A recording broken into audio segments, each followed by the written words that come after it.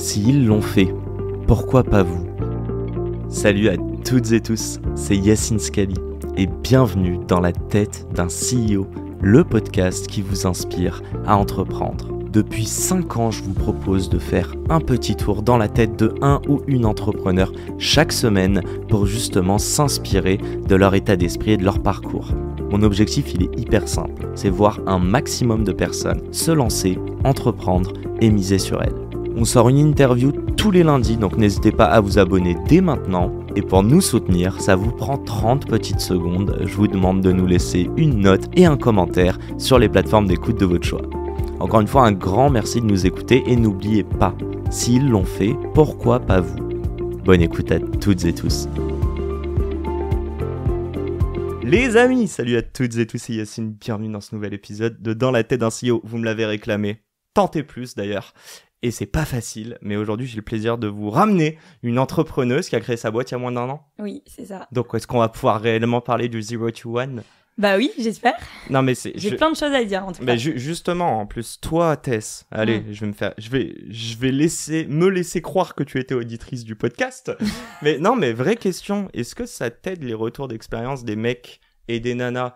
Non mais tu sais qu'ils sont déjà à plus 5 ou 10 ans. Ou est-ce que tu trouves que par moments, ils sont un peu déconnectés de leur 0 to 1, des débuts, de la réalité, de la dureté qu'ils ont ressentie? Bah, clairement, moi, je sais pas si on en avait déjà parlé, mais moi, il me semble que je t'avais demandé, je trouve ça important, d'écouter des personnes qui sont vraiment dedans ou qui commencent en tout cas à parler de leur début. Parce qu'en fait, quand tu écoutes, et ça c'est hyper intéressant d'écouter des personnes qui ont déjà réussi pour le côté inspirationnel et ça te donne envie d'y aller et d'entreprendre. Mais d'un autre côté, parfois quand tu vis les débuts de l'entrepreneuriat, la période qui est un peu plus dure, c'est toujours intéressant d'avoir des retours d'expérience concrets sur du terrain, de savoir comment tu prends une décision à tel moment de ta vie. Et moi j'avoue, je suis en plein dedans et parfois j'ai envie d'écouter des personnes qui me racontent un peu leur histoire. Et justement, moi, pour le faire, je vais interroger des personnes et leur poser ces questions-là. Donc, moi, j'espère que je vais, à ma petite expérience, pouvoir raconter ça. Mais je trouve ça hyper intéressant d'avoir ces retours. Challenge accepted. On va parler du moins sexy et du moins fun. Après, j'espère quand même raconter des trucs cool. Non, déjà, on va... Bon... On va mettre les bases, mais on se connaît depuis un petit bout de temps, Tess. Et j'aime raconter ça. On s'est rencontrés il y a peut-être 3-4 ans et aucun de nous deux était 3-4 ans, ouais, c'est ça? Ouais, il y a 4 ans même, ouais.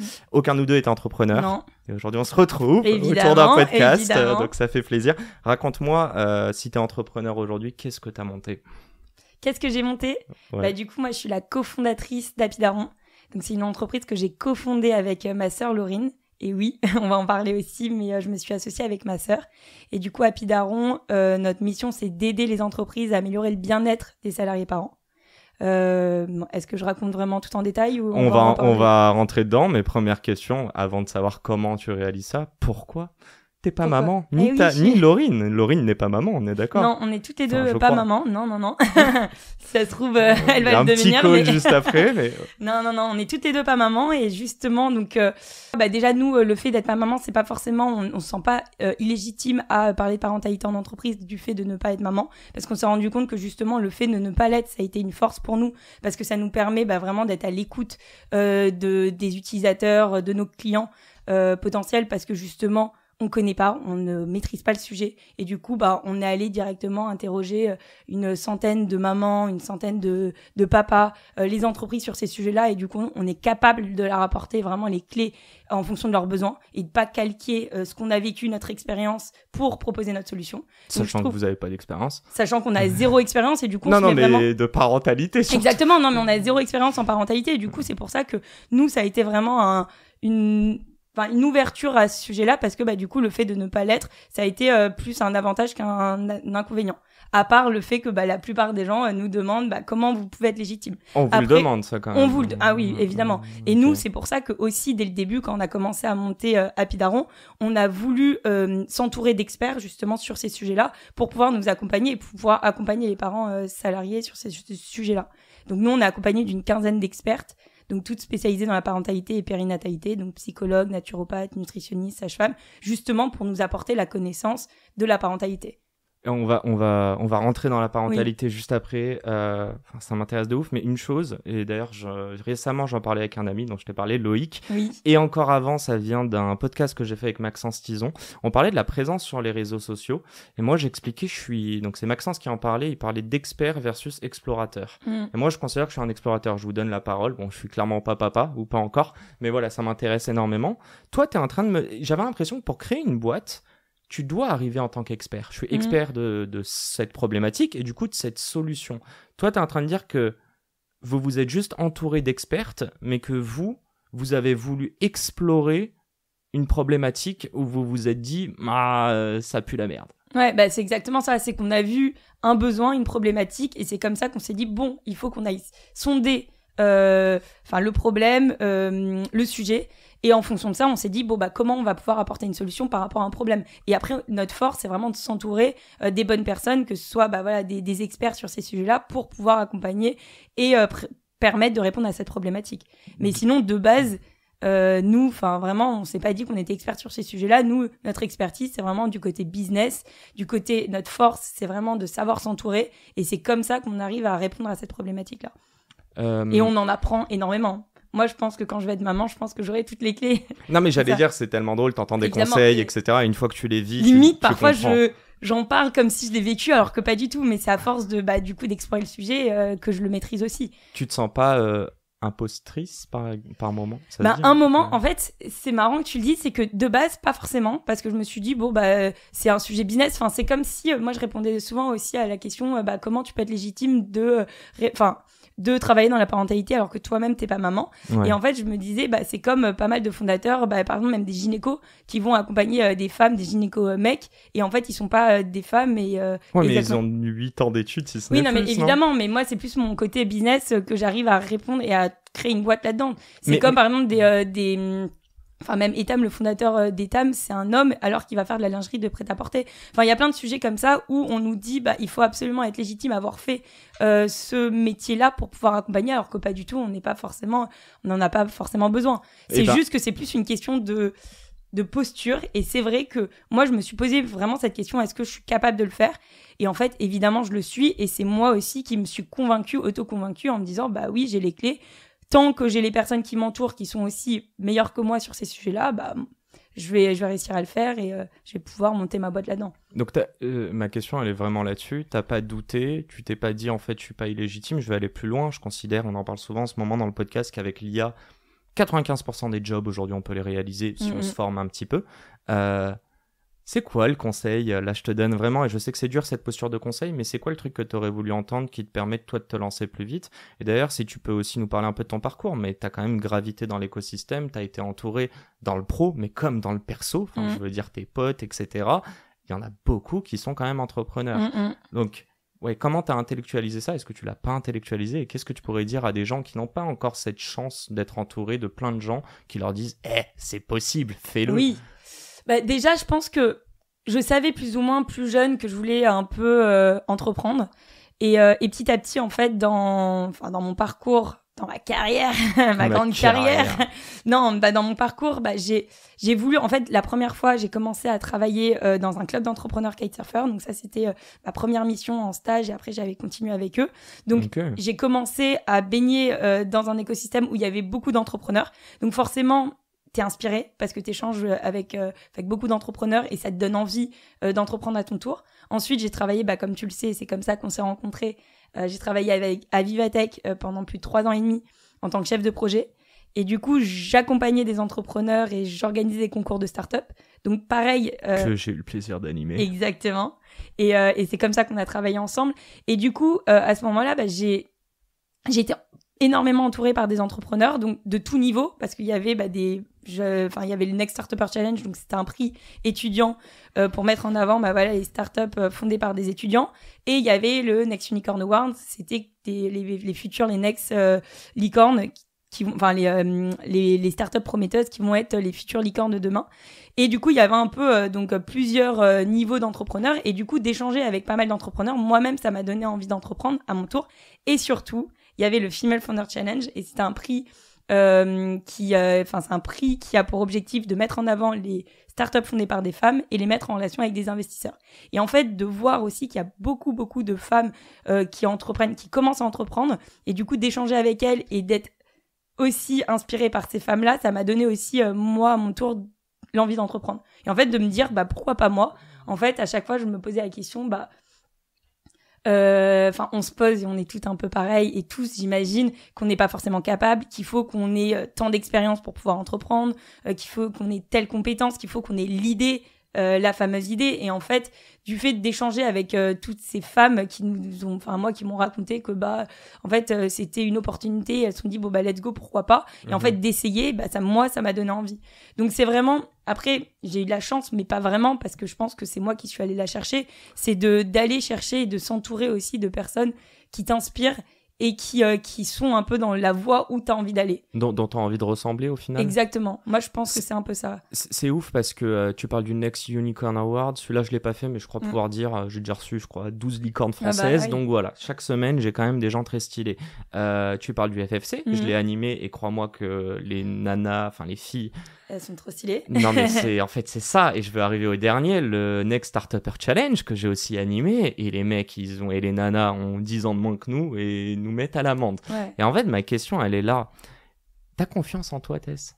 C'est une bonne question. Mais oui, moi, j'ai confiance en moi. Et en fait, je la travaille, ma confiance en moi. En fait, après, moi, tu me connais, on échange beaucoup, mais moi, je suis convaincue que la fille est bien faite et que tout est fait pour une raison. Du coup, petit à petit, en pensant ça, je gagne en confiance, et du coup, je sens que je suis légitime dans tout ce que je fais. Parce que je crois que si je suis là maintenant, aujourd'hui, c'est que je le mérite aussi, et que c'est fait aussi pour une bonne raison. Parce que, voilà. Du coup, je suis convaincue que comme la vie est bien faite, et du coup, tout est un peu naturel pour moi, et voilà, ça se fait un peu naturellement. Je suis obligé de faire un disclaimer. La première, c'est que j'ai quand même attendu, allez, on va dire au moins 150 épisodes avant de me dire pourquoi pas moi. Donc moi, j'ai échangé 150 fois pendant 1 heure avec 1 ou 2 entrepreneurs. Je pense que tu en as rencontré plein, mais tu n'as pas eu la chance de rentrer dans ce deep. Et ce que je veux dire, c'est qu'à ma place, tu aurais peut-être eu besoin de 10 interviews max avant de te lancer. Donc chacun son rythme. Vraiment, ça, je le dis à tout le monde. La deuxième des choses, c'est que je fais des podcasts solo et qu'il y a peut-être certains d'entre vous qui nous écoutent. C'est elle, la meuf, qui me dit de tenir des petits journaux de gratitude. C'est elle qui m'a dit ne serait-ce que, en fait, d'écrire. Et je dis, moi, dans le podcast, que je suis très mauvais en écriture. Et donc, du coup, je fais ces podcasts solo. Donc voilà, la meuf qui ne porte pas de nom dans mes podcasts. Merde, honte à moi. Non, je pense que je vais parler de toi, Tess. Tu peux parler de moi. Mais voilà. Avec grand plaisir. Moi, si je peux aider là-dessus... ça vous donne un ordre d'idée des questions ou des discussions qu'on a. Je veux revenir à un truc. Tu as parlé du fait que l'entrepreneuriat, ça t'est venu quand tu étais plus jeune. Et j'aimerais aussi que tu nous parles de Laurine. Oui. Où est-ce que vous avez grandi ? Tu as quand même vécu à l'étranger. Donne-moi un élément qui montre que la petite Tess, elle a une petite vibe d'entrepreneur. Alors, un élément, en fait, il y en a plusieurs. Mais moi, déjà, je viens de Nouvelle-Calédonie, donc où j'ai grandi. Donc, j'ai grandi sur une île, donc jusqu'à mes 18 ans. Après, je suis partie, donc j'ai beaucoup voyagé. Mes parents aussi étaient des grands voyageurs, des grands baroudeurs. Des entrepreneurs, oui, évidemment. Mais... Ils se sont mis... Attends, pour en parler 30 secondes, ils se sont mis à risque, tes parents aussi. Très à risque. Et ça a payé aussi aujourd'hui. Ça a payé, évidemment. Tu peux raconter Bien sûr, je peux la raconter. C'est qu'en gros, mes parents, donc eux, ma mère, elle est réunionnaise, donc elle est partie à l'âge de 24 ans en Calédonie. Mon père, fils de militaire, il arrive à 16 ans. Ils se sont rencontrés et en fait, eux, ils ont eu un énorme coup de cœur en Calédonie sur un énorme terrain, donc de 26 hectares. Donc, ils n'avaient pas un rond à l'époque. Et du coup, ils ont mis tout leur argent. Donc, ils ont emprunté pour acheter ces 26 hectares de terrain. Et du coup, c'était un peu excentré, donc loin déjà de Nouméa. Et sachant qu'à l'époque, il n'y avait pas grand-chose à Dambéa. C'était la forêt. Et du coup, ils ont acheté 26 hectares de terrain dans la forêt. Donc, il y avait une rivière et tout. Et nous, on n'avait pas. Donc, il y avait une petite ferme. Et on n'avait pas d'électricité courante. Donc, on a vécu pendant 10 ans. 10 ans. Ouais, 10 ans. Après, on avait l'électricité au groupe électrogène. Il y a eu des moments, c'était la bougie. Donc, ça a été, nous, on s'est pas rendu compte parce qu'à l'époque, nous, on connaissait que ça. Après, c'est vrai qu'il y avait un décalage entre mes copains de classe, parce que forcément tout le monde, parce que oui, il faut faire attention, en Calédonie, tout le monde a l'électricité, hein. Il y avait que moi à ce moment-là. Non, mais parce que faut pas croire qu'en Calédonie. On a grandi dans la campagne de la campagne. Non, mais parce qu'en vrai, parfois, il y en a qui me disent, qui me font des blagues, évidemment, de me demander, oui, du coup, en Calédonie, il y a l'électricité. Sauf que c'est vrai que moi, je suis un cas à part où on l'avait pas, c'est l'électricité courante. Mais du coup, voilà, donc, eux, ils ont... Pas d'électricité pendant 10 ans. 10 ans après, il se passe quoi? 10 ans après, eux, ils décident de prendre 1 an de voyage. Donc, on est parti pendant 1 an autour du monde. Mais non. Si, tu m'as jamais raconté ça. T'avais quel âge? Pas souvent. J'avais 10 ans. Mais arrête, t'as pas fait le CM1? Non, si, je l'ai fait du coup à distance. Je suis partie du coup on a fait Fidji pendant 5 mois. Après l'Australie à Byron Bay pendant 5 mois. On a fait 1 mois en Inde. Et après on a fait... Ah, là, on l'a plein moins, la meuf qui a pas d'électricité pendant 10 ans. Ah non, mais clairement, mais c'était une vidéo ouf. Et franchement, moi, mes parents, c'était un peu ça, c'était tout ou rien. Donc, soit ils se mettent parce que vraiment, ils étaient en galère financière, mais parce qu'en gros, eux, comment ils avaient vécu, c'est qu'ils ont tout morcelé leur terrain et après, ils vendaient. Et du coup, dès qu'ils vendaient une partie, c'était des gros kiffeurs aussi et on partait en voyage et c'était incroyable. T'as une idée, du ROI? C'est horrible, je veux pas que tu nous parles de montant, mais... Ils vivent bien, tes parents. Ah oui, là, ils vivent très bien. Là, ils ont vendu, du coup, nos terrains en Calédonie. Tout. Il reste un terrain, mais toute ma famille de mon père est encore en Calédonie. Et eux, parce qu'en fait, ils avaient peur de forcément les événements qui se sont passés aujourd'hui, de tout perdre, parce qu'en fait, tout leur capital était dans l'immobilier. Parce qu'après, par la suite, ils ont eu un gîte, etc., du coup, qu'ils ont vendu. Et du coup, ils ont acheté une maison dans le sud de la France pour se rapprocher de nous, donc avec ma sœur. Et du coup, ils ont, là, on a une maison en République dominicaine aussi. Donc ça va, ils vivent très bien. C'est juste que eux, ils ont arrêté. Tu m'invites quand tu veux, Tess. Mais évidemment. Mais ils ont arrêté de bosser depuis 10 ans. Et après, mais après, c'est pas des... ils vivent très simplement. C'est pas des carriéristes, tes parents? Pas du tout. Donc t'as jamais grandi avec l'idée, si t'étais un mec, de mettre le costard cravate et de te lever et de te faire du 9h-20h toute ta vie, quoi. Alors pas du tout, mais moi j'avais un peu ce truc de... je voulais travailler dans des grands groupes à un moment, d'arriver dans une grande ville, je trouvais ça hyper stylé. Ah ouais, en opposition avec ce que t'as vécu, évidemment. Moi, quand tu vois ce que j'ai vécu sur une île, là j'avais vraiment envie d'avoir une carrière un peu de femme entrepreneur, où moi mon grand rêve c'était d'être directrice d'un hôtel de luxe et de monter mon hôtel, et je sais que je le ferai plus tard, mais c'était un peu tu parles de grands groupes, tu parles d'hôtels de luxe, c'était quoi ton rapport à l'argent? Moi je sais que j'ai toujours voulu bien gagner ma vie parce que je suis une grande dépensière et j'aime bien vivre. Fais voir tes bottes là. Allez, ça reste entre nous. C'est très belle botte. Non, merci Laurine. Évidemment. Non, moi j'ai toujours voulu... En fait, je sais que dans ma vie, j'ai toujours voulu être aisée financièrement et d'avoir la vie que je mérite d'avoir. Tu considères que ça vient d'une frustration? Pas d'une frustration. Si, il y a eu un moment où forcément on a été frustrés un peu avec ma sœur. C'est qu'il y a des moments où on pouvait pas se payer tout ce qu'on voulait. On savait que, en fait, mes parents, à un moment, souvent, ils étaient très ric-rac et derrière, ils pouvaient nous offrir des choses, sachant que, par contre, ils ont toujours fait en sorte qu'on vive bien et de nous mettre en priorité. Et ça, on a eu une énorme chance, justement, avec ma sœur. C'est que, ils ont réussi, à nous offrir des voyages, des colos sympas, des téléphones, un ordinateur, des choses que, eux, parfois, ne pouvaient pas se permettre. Et vivre à l'étranger, nos études. C'est une énorme chance d'avoir pu compter sur nos parents, de pouvoir nous financer nos études. Et eux, ils mettaient un point d'honneur, justement, sur le fait qu'ils voulaient qu'on ait une grande vie et surtout d'étudier, parce que pour eux, c'était important et c'était aussi une liberté. Parce que mon père, justement, il n'a jamais fait d'études. Ma mère, si, elle était prof, justement, on en parle souvent. Prof de quoi? Prof d'anglais et un peu de français. Alors, my English, can I test your English? C'est la petite blague parce que ma mère est prof d'anglais aussi. Et lui se la pète en anglais. Mais on va pas faire de podcast en anglais. Il se la pète en anglais. Il se la pète pas. Il anime des talks à Vivatech en anglais. En stage one. Attends, je veux juste creuser là-dessus. Oui. T'avais cette vision, c'est drôle, on parle de carrière. J'ai l'impression qu'on n'en parle plus trop aujourd'hui, notamment quand tu rentres dans l'entrepreneuriat. Est-ce que tu considères que tu as dû rentrer dans une... Vivatech reste une grande entreprise, je sais plus les expériences que tu as faites avant, mais rencontrer des gens, entre guillemets, high level, dont t'aimerais ressembler plus tard, et en même temps rencontrer des entrepreneurs. Et j'aimerais comprendre, il s'est passé quoi dans ton cerveau? Est-ce qu'il y a un moment, tu t'es dit, ok, j'ai compris que la voie pour gagner tant dans le CDI et dans la carrière, c'est celle-ci, mais on me renvoie un autre truc, et on va pas se mentir, on est dans un écosystème où on parlait à millions d'euros de millions d'euros de levée de fonds, etc. Est-ce que tu t'es pas dit à un moment, en fait, je peux quand même avoir la bonne vie financière que j'ai en carrière, je vais pas te parce que j'allais supputer des choses, mais et un truc en plus. C'est quoi ce truc en plus? Dis-moi, qu'est-ce que t'en penses de tout ça? Bah, moi, je savais très bien que je voulais pas rester dans le salariat. Pourquoi? Et déjà, j'ai jamais été en CDI de ma vie aussi. Ah, t'as jamais été en CDI? Non, j'ai jamais été en CDI et je sais pas pourquoi, j'ai un peu... Ah bah, elle belle la retraite! Ah, bah ouais, là, c'est... Mais tu sais que c'est marrant, c'est que j'y pense même pas et c'est pas un... Pour moi, c'est... Je sais que je vais réussir dans ma vie et je sais que la retraite, je vais être tranquille après. En fait, je sais pas, dans ma tête, je suis convaincue que je vais réussir, que ce soit financièrement, mais... Tes parents ont pas de retraite, hein?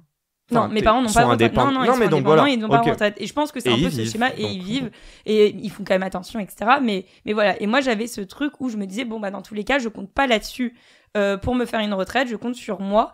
Et je savais, je sais pas pourquoi, je mettais un point d'honneur de pas forcément avoir un CDI, parce que je sais pas pourquoi, j'avais l'impression d'être contrainte de rester dans une ville. Et comme, bah, tu le sais, j'ai beaucoup voyagé. Moi, j'ai fait mes études à Montréal pendant 4 ans. Après, j'étais à Lyon. Après, j'ai fait Paris pendant 4 ans et demi. J'ai beaucoup bougé. En fait, je sais pas pourquoi le fait d'être... Marseille.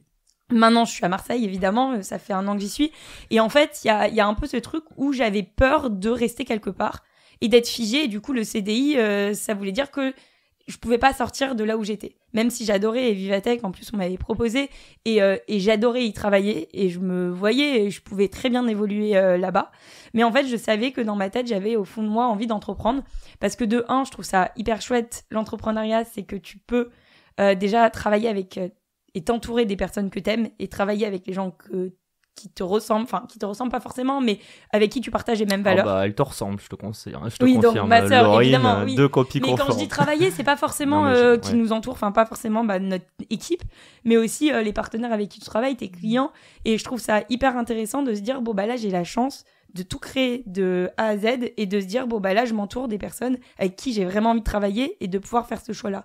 Même si évidemment parfois par la contrainte tu peux accepter de travailler avec des personnes avec qui peut-être t'es pas forcément aligné. Ouais. Et moi je suis convaincue que déjà tu le sais, même dans le côté développement perso, même de par mes amis, j'ai besoin d'être entourée des personnes avec qui je me sens bien, avec qui je me sens en confiance, et je trouve ça hyper intéressant aussi de pouvoir choisir aussi les personnes avec qui tu travailles pour être bien en confiance, et du coup c'est que comme ça que tu arrives à bien évoluer. Mais c'est ça que tu allé chercher dans l'entrepreneuriat que tu n'arrivais pas à trouver dans une carrière de CDI? Non, pas forcément, c'est que juste moi c'est aussi, j'avoue, je donne énormément dans tout ce que je fais.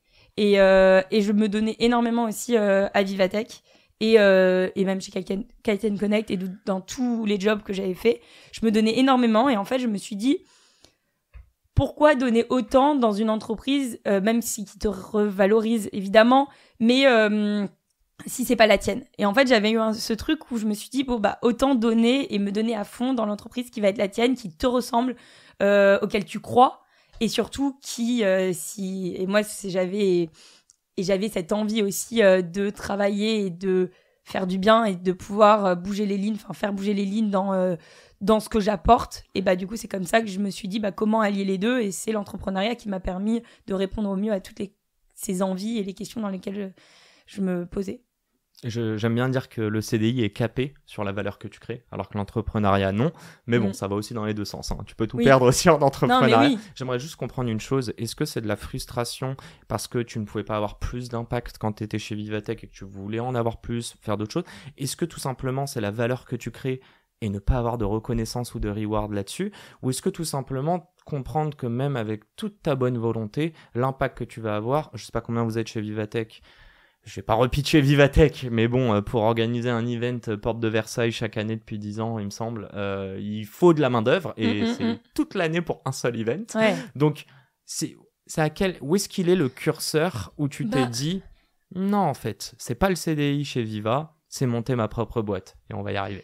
En fait, il y a plusieurs choses dans ce que tu dis. C'est que déjà, de un, moi je trouve qu'à Vivatech, on avait vraiment beaucoup d'impact dans ce qu'on crée, et ça, je trouvais ça hyper chouette. Et c'est ça aussi qui m'a donné aussi envie d'aller plus dans le côté social aussi, parce que je trouvais que grâce à Vivatech, enfin déjà d'être un énorme groupe comme ça, on a beaucoup d'impact. On baigne dans un écosystème où justement eux essaye de faire aussi du bien dans l'écosystème tech et startup. Tu te sens utile, quoi. On se sent hyper utile, et surtout que ça va beaucoup plus vite parce que du coup on est accompagné par les plus grands. On sait que le moindre petit event, la moindre chose qu'on va faire, et ben il y aura vraiment une différence. En tout cas, moi je trouvais à Vivatech, c'était chouette dès qu'on allait monter un projet, et même on se sentait, et même la reconnaissance, je l'avais à Vivatech parce que même si par exemple j'apportais un projet, j'avais une idée de projet, ben on me faisait très vite confiance. Et c'est ça aussi, c'est très chouette parce que je suis hyper reconnaissante d'avoir travaillé là-bas, dans le sens où moi je suis arrivée, c'était mon premier job.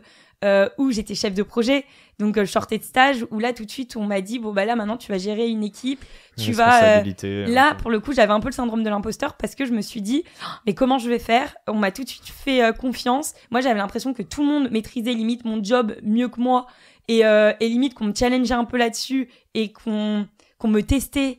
Et du coup, je me sentais vraiment, j'avais un peu ce syndrome de l'imposteur où j'étais pas forcément hyper à l'aise au début. Et en fait, du fait d'avoir été très bien accompagnée, d'avoir des très bons managers qui m'ont vraiment fait confiance et qui m'ont fait grandir et qui m'ont donné des responsabilités très vite, ça m'a fait prendre conscience déjà de ma valeur, du fait que que je suis très bonne dans ce que je faisais et du coup de continuer à le faire et le faire plus. Et donc ça m'a permis de rien que de prendre confiance en soi, ça te permet d'être meilleur dans la vie. Hein. Et du coup de gagner en responsabilité, de se dire bon bah ok je peux faire ça, et donc du fait d'avoir appris à comprendre ma valeur, bah moi ça m'a fait me poser des questions, bah qu'est-ce que je fais après grâce à tout ce que j'ai appris. Tu recommanderas à n'importe quelle personne d'aller dans des expériences où ils se sentent imposteurs et impostrices justement? Bah évidemment, enfin pas forcément. Parce que sans cette expérience, t'es pas entrepreneuse. Non, si évidemment. Non, je savais que je voulais le faire, mais peut-être pas de la même manière. Je pense que j'aurais entrepris autrement, peut-être monter, je sais pas, un resto ou peu importe. Tu vois, j'aurais peut-être monté. Plus tard, du coup. Plus tard. Mais il y avait un peu ces deux choses. Pas forcément impostrice, parce qu'il faut doser, parce que si t'es vraiment. Parce que il faut se sentir. C'est pas du mensonge, hein. On dit pas le fake it until you make it. Et encore, même ça. Mais il y a deux choses dans ça. C'est pas. Enfin. Forcément aller dans un truc où tu te challenges, parce qu'évidemment il faut se faire challenger pour apprendre, parce que s'il y a que comme ça, si tu connais toutes les compétences, bah tu vas stagner. L'objectif c'est de se faire challenger d'une certaine manière, mais d'être entouré par les bonnes personnes qui te mettent en confiance pour pouvoir aller plus loin.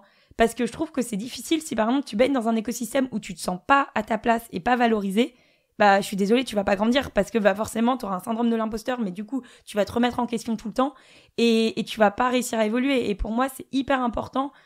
Enfin, et moi, comme on le sait, moi, je suis dans le développement perso et j'apprends justement à enlever toutes les croyances limitantes que nous-mêmes on se met, mais que la société te le met aussi.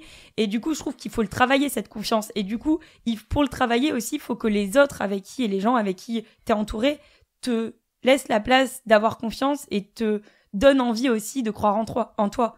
Parce que toi, déjà, c'est hyper important de croire en toi, mais il faut que les autres aussi te donnent cette confiance et se donnent l'opportunité de croire en toi. Je veux rebondir sur la confiance, mais avant ça, j'ai juste une parenthèse. Tu m'as pas trop répondu tout à l'heure. Oui, pardon. Non, mais c'est pas grave, c'est moi qui parle. Non, t'inquiète, t'es entre de très bonnes mains pour quelqu'un qui divague, t'inquiète. Non, c'est quoi il y a une expérience, il y a un truc, il y a un trait de caractère qui fait que plus petit, tu te dis bah oui, Tess, elle sera entrepreneur à un moment. Bah moi, je sais que plus jeune, c'est pas que je suis hyper active, mais c'est que j'ai toujours cette motivation, cette envie de faire des choses, de créer. De créer, oui. Je suis ce profil où déjà je suis curieuse, j'aime découvrir des nouvelles choses.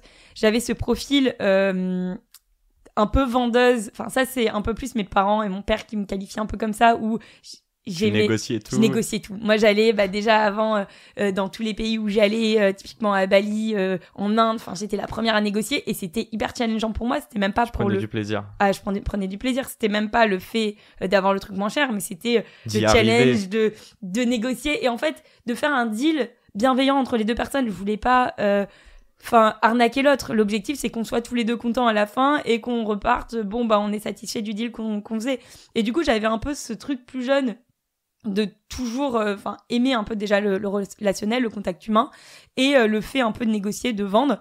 Donc je savais que ça j'aimais bien et je trouve après je pense que je suis un peu j'ai ce côté-là où j'ai pas forcément peur du risque, où je me rends pas compte en fait. Parfois, je suis tellement convaincue que tout est bien fait et que tout va aller dans le bon sens que parfois je vais faire des choses sans me rendre compte qui vont être risquées. Les 10 ans de tes parents sans électricité, ils vous ont retranscrit qu'il y avait du stress et des risques là-dessus ou même pas?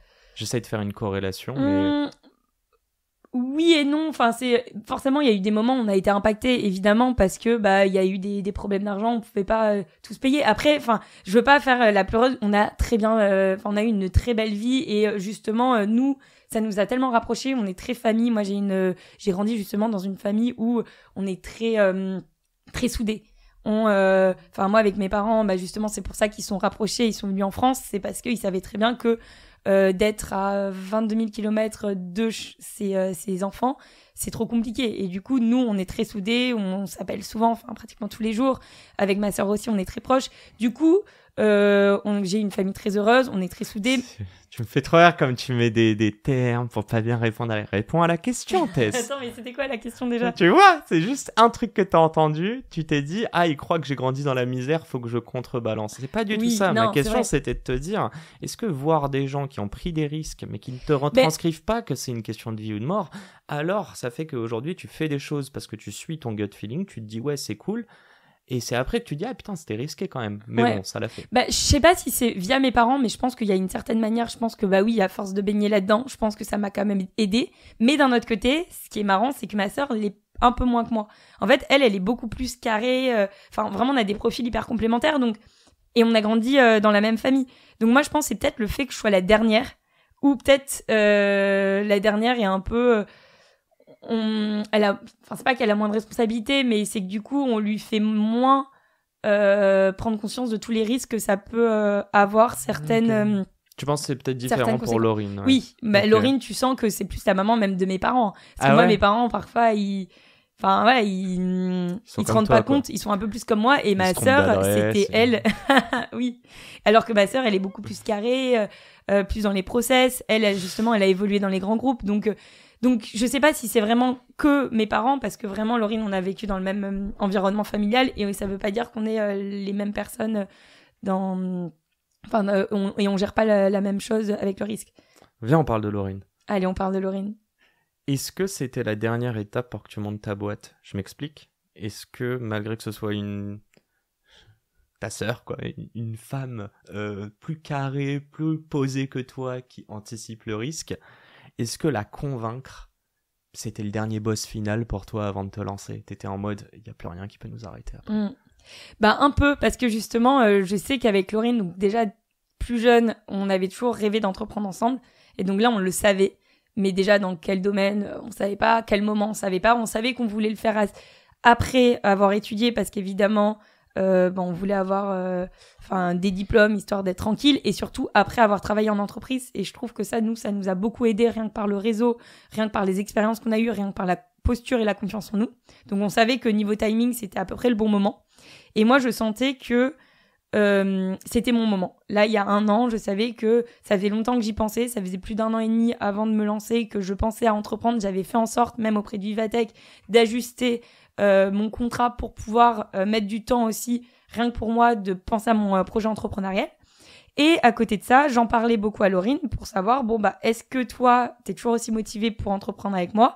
Donc c'est une question qui existait déjà avant même d'avoir l'idée, tu voulais faire ça avec elle. Oui, moi ça avait déjà moi je voulais entreprendre quoi qu'il en soit, mais avec elle ça avait beaucoup plus de sens parce que je savais que nos profils étaient très complémentaires, qu'on s'entendait on est sœurs, qu'on se connaît comme personne, et du coup ça avait du sens que ce soit elle, surtout que par ses expériences à elle, ça avait vraiment du sens parce que elle a du fait qu'on soit complémentaires, parce qu'elle a grandi elle a évolué dans une carrière dans le luxe en conseil, donc elle est consultante e-commerce, elle a travaillé plus de 6 ans en conseil, notamment chez Chanel, Richemont, L'Oréal.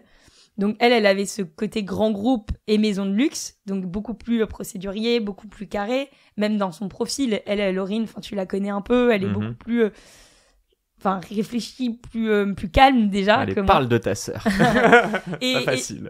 Non, et du coup, je savais que c'était vraiment un bon duo du fait d'entreprendre ensemble, parce que moi je fonçais, j'y allais à fond, je savais exactement où est-ce qu'il fallait aller, parce que moi j'avais un peu la vision du sujet et je baignais aussi dans le milieu entrepreneurial et écosystème startup, donc j'avais un peu ce côté plus startup et un peu risqué. Ouais, do it yourself. Ouais, voilà, tout faire un peu. Enfin, vraiment, je faisais tout, même à Vivatech. Hein, on faisait tout par nous-mêmes, même si on était quand même une grande équipe. Il y avait pas mal de choses qu'on faisait aussi Bien nous-mêmes. sûr. Et elle, beaucoup plus carrée. Et du coup, pour moi, ça avait du sens qu'on entreprenne ensemble. Et donc, est-ce que sans elle, tu aurais entrepris? C'est ça que je veux comprendre. C'est la question que je me pose aussi. Je sais pas. Je pense que j'aurais entrepris, mais j'aurais attendu d'être à 2. Parce que pour moi, et j'en parle énormément même avec pas mal de potes entrepreneurs, je ne comprends pas les gens qui se lancent tout seuls. Parce que je trouve que l'entrepreneuriat seul, et même avec toi on en parle, je trouve que c'est très difficile. Rien que déjà en termes de charge de travail, il y a énormément de choses à faire. Donc à 2, on est beaucoup plus fort. Et en termes mentalement, il se marre. Non, mais mentalement, moi, je sais que j'ai eu beaucoup de moments de doute à un moment, et je sais que du fait d'être à 2, ça nous permet d'être plus forts, de se rebooster. Enfin, à un moment, c'était elle, à un moment, c'était moi, et en fait, de pouvoir compter l'une sur l'autre à des moments de down, ça nous a permis de continuer. Parce que c'est vrai que l'entrepreneuriat, on oublie vite, c'est très dur au début, même si pour nous... Mais sans elle, tu l'aurais pas fait. Pas tout de suite. Non, clairement pas. Je l'aurais pas fait tout de suite. C'est là où, c'est pour ça que je rigole. Bon, je rigole parce qu'on a eu 50 fois cette conversation et que tu me saoules, Tess. Mais que oui, si je pouvais avoir un ou une associée, ce serait avec plaisir. Par contre, je mets un point d'honneur là-dessus. C'est pas parce que t'as pas un ou une associée que tu peux pas commencer à mettre les premières briques. Évidemment, mais donc, c'est un petit peu ça. Non, mais attends, on va pas rentrer dans ce débat-là. Surtout que le temps file. Oui, et je suis d'accord avec toi. C'est sûr et certain. Être entouré depuis tout à l'heure, tu parles d'entourage et on va en parler un petit peu des gens qui gravitent autour de toi. En plus de ça, avoir ta sœur qui te connaît, mais en plus de ça, pour moi, c'est un petit peu ça que je voulais toucher, mais quelqu'un qui est plus risque averse, non, au moins risque averse, merde, je sais jamais. Bon, qui aime pas le risque. Mais pareil, à chaque fois, je suis Ouais, moi aussi, ouais, j'ai fait finance, c'est te dire. Bref, passons. Mais par contre, c'était juste pour moi de dire... Tu vois, t'es une personne, tu incarnes une personnalité, une expérience, etc. Prenez des bribes de ça, les gens, mais c'est pas parce que Tess dit ça que moi, son interlocuteur, je fais la même chose. Oui. Tu vois. Non, mais c'est cette nuance que je veux évidemment, moi je dis pas...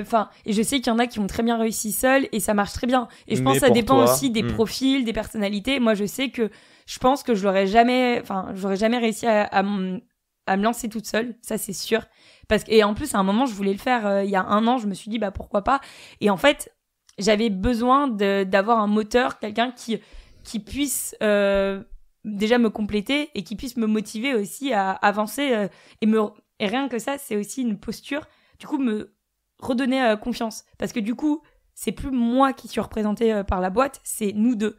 Et du coup, rien que je me cache du coup derrière cette boîte parce que du coup, c'est plus que moi. Tu te vends pas toi, bien sûr. Ouais, je me vends pas que moi. Et je pense que ça aurait été un exercice beaucoup plus difficile. C'est drôle que tu dis ça parce que je sais pas me vendre en perso, mais tu sais, je te l'ai toujours dit, vendre le podcast, c'est pas moi, quoi. C'est juste, c'est ce que représente le podcast, une audience, et moi, je suis juste là en mode, je vends, et à côté, je fais juste mon interview, mais d'ailleurs, faudra que tu me payes après. On enchaîne, on va vraiment rentrer dans peut-être une des parties les plus importantes de ce podcast. Je vais parler du 0 to 1. J'aimerais bien que tu nous racontes, il y a eu un pivot. Vous avez aussi recruté votre CTO, mais pas dès le départ. Donc j'aimerais que tu me racontes un petit peu comment vous avez itéré sur l'idée et nous prouver à quel point l'idée, encore une fois, en fait, il faut se mettre en avant sur une idée et après elle évoluera, quoi. Mais évidemment, l'idée ne fait pas tout. Ouais, et puis peut-être même dedans, je sais pas si t'as bon, on continuera, mais à parler de ça, s'il y a une anecdote, je vais y arriver, en termes d'adversité, en termes de doute, de risque, si tu peux nous en parler, peut-être les apprentissages. Déjà, tu le sais déjà, mais avec Laurine, nous, on avait un premier projet qui était d'aider les femmes à se sentir bien dans leur peau, bien dans leur corps, donc en alliant sport, nutrition et santé mentale. Okay. Et du coup, ce premier projet, nous, on l'avait calqué par rapport à nous. Donc, on avait commencé à développer, donc c'était une app qu'on voulait proposer. Et en fait, on avait commencé à développer cette app en fonction de nos problématiques, parce que toutes les deux, on avait eu des problématiques par rapport à notre corps. Comme je te disais, moi, je suis vachement dans le développement personnel, donc je savais que c'était ça qui m'avait beaucoup aidée. Et moi, je voulais, grâce à l'app, aider d'autres femmes dans l'entrepreneuriat et du coup, dans les mêmes problématiques que nous, on pouvait proposer. Et en fait, du coup, on était partis là-dessus. Et en fait, on s'est dit, bon, en fait, faut interroger le marché parce que nous, c'est bien beau de calquer notre idée par rapport à notre besoin à nous, mais il faut savoir, est-ce qu'il y en a vraiment besoin de cette solution ? Et donc là, on a commencé à interroger plus d'100 de femmes sur des sujets de relations par rapport à leur corps, comment elles se sentaient. Et par rapport à cette étude de marché qu'on avait fait, on a eu plusieurs retours d'une vingtaine de femmes sur des mamans notamment, sur le fait que elles ont fait pas mal, il y en avait plein qui ont fait des dépressions postpartum, d'autres qui à leur retour de congé mat, qui ont été très mal accompagnées, qui ont quitté leur boîte, d'autres qui ont eu un décalage entre la vie qu'elles avaient, enfin la vision qu'elles avaient de la parentalité et du fait d'être maman, qui était complètement différent quand elles l'ont vécu, donc ça a été très difficile. Et évidemment, vraiment un gros sujet sur l'entreprise. Parce que ce qui était très difficile, c'est que la plupart, du fait d'être très mal accompagnés par leur entreprise, quittaient la boîte, partaient, et du coup, ou prenaient des jobs en part-time, et du coup, mettaient de côté leur carrière. C'est quoi, elles retrouvaient pas leur job en post-grossesse, en gros? C'est même pas qu'elles retrouvaient, parce que parfois, c'est même pas leur employeur, c'est le fait de pas réussir à allier vie pro, vie perso, de pas réussir à trouver un équilibre. C'était une contrainte pour leur carrière, et du coup, elles se disaient, moi, je vais pas continuer à travailler là-dessus, parce que leur job leur demandait beaucoup trop de temps, donc elles se disaient, moi, je vais me mettre en part-time, ou je vais démissionner, parce que la boîte en question me permet pas, justement, d'allier les deux. Okay. Donc, de trouver un job un peu plus... qui correspond plus à leur charge à leur rythme de vie, etc. Et donc nous, ça nous a fait tilt, on s'est dit il y a un vrai sujet sur ce sujet-là, donc on a commencé à creuser, donc c'est à partir de là on a fait vraiment une grosse étude de marché sur le côté entreprise. Sur le côté entreprise, donc on a interrogé plus d'une quarantaine de DRH justement sur des sujets de parentalité en entreprise, donc comprendre qu'est-ce qu'ils avaient mis en place en interne en termes de politique de parentalité, est-ce qu'ils sont déjà sensibilisés à ce sujet-là, qu'est-ce qu'ils mettent. Donc on a interrogé vraiment plein de grands groupes, mais pas que, on a plein de secteurs d'entreprises différents et de tailles différentes. Et du coup, on a eu plein de retours là-dessus. Donc on s'est rendu compte que c'était un sujet sur lequel ils étaient sensibilisés. Donc évidemment, ils savent que c'est problématique. Que parfois... Mais ils n'ont pas la solution. Certains le font, mais en fait, ils savent pas par où commencer. Ou c'est pas forcément des sujets prioritaires, mais ils veulent investir de l'argent là-dessus, mais parfois... Ils savent pas comment le faire, comment bien gérer quand c'est des grandes entreprises, du coup d'avoir les mêmes process. Donc déjà, on s'est rendu compte qu'il y avait un problème et ils savaient pas comment y répondre et comment accompagner leurs collaborateurs, collaboratrices. Et de deux, on s'est rendu compte que, pareil, les parents avaient vraiment cette problématique, ils cherchaient des solutions et que ça concernait pas que les femmes, ça concernait aussi les papas. Et que nous, on avait aussi ce rôle à jouer d'accompagner pas que les mamans, mais aussi les papas sur la parentalité en entreprise, parce que eux aussi, parfois, ils sont un peu trop invisibilisés, les papas, parce que du coup, en entreprise, on sait même pas forcément parfois qu'ils sont papas, ils osent pas leur dire... Ah ouais ? Certains, de plus en plus, mais parfois, il y en a qui vont le dire, mais derrière, ils vont pas forcément prendre l'entièreté de leur congé paternité. Donc déjà, ça a évolué, heureusement, on s'est passé... Il y a un tabou là-dessus, où c'était mal vu ? C'était mal vu parfois, ça dépend des entreprises. Là, les entreprises commencent à évoluer, à être plus sensibilisées au sujet, les mentalités commencent à changer, donc heureusement. Mais parfois, certaines entreprises le sont pas, sont pas conscients et du coup, il y a un peu, des injustices, des inégalités ou des discours un peu, des choses qui sont dites, qui sont pas forcément bien entendues. Oui. J'ai juste une mini pause là. Oui. Vous êtes rentré sur une idée qui est le bien-être des femmes. En faisant votre customer research, vous vous êtes rendu compte qu'il y avait une autre opportunité.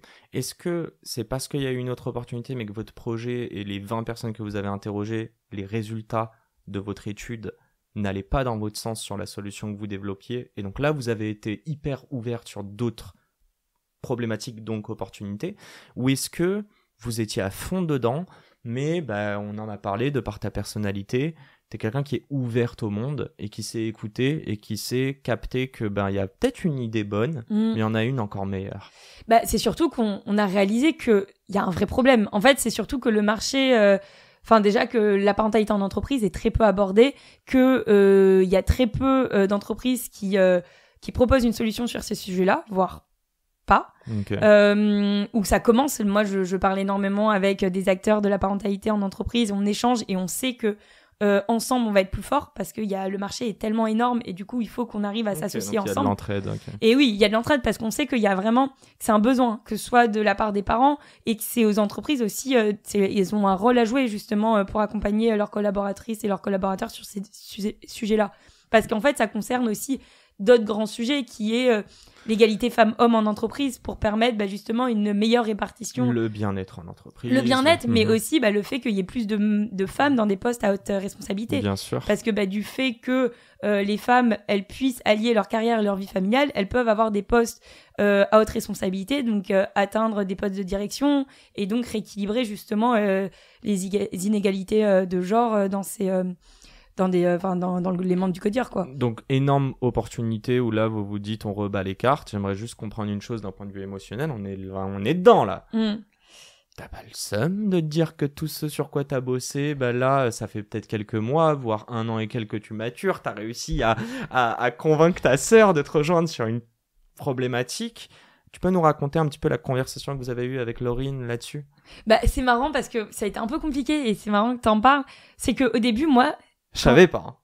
Ouais, je crois qu'on en a, non, on en a jamais parlé. On en a jamais parlé. Mais en fait, d'un coup, pour moi, ça m'est paru comme une évidence. En fait, j'ai eu ce déclic. Enfin, j'ai eu plus ce déclic-là parce que j'ai eu, les conversations. Je me suis dit, en fait, on peut pas tout faire. Là, tout ce qu'on travaillait, ce sur quoi on travaillait depuis le début, c'était, on calquait par rapport à notre expérience perso et ça répondait pas à un vrai besoin, une vraie problématique. Et là, d'un coup, ça a été une révélation où... Alignement, quoi. Ouais, c'est un alignement où je me suis dit, là, il faut vraiment qu'on y aille.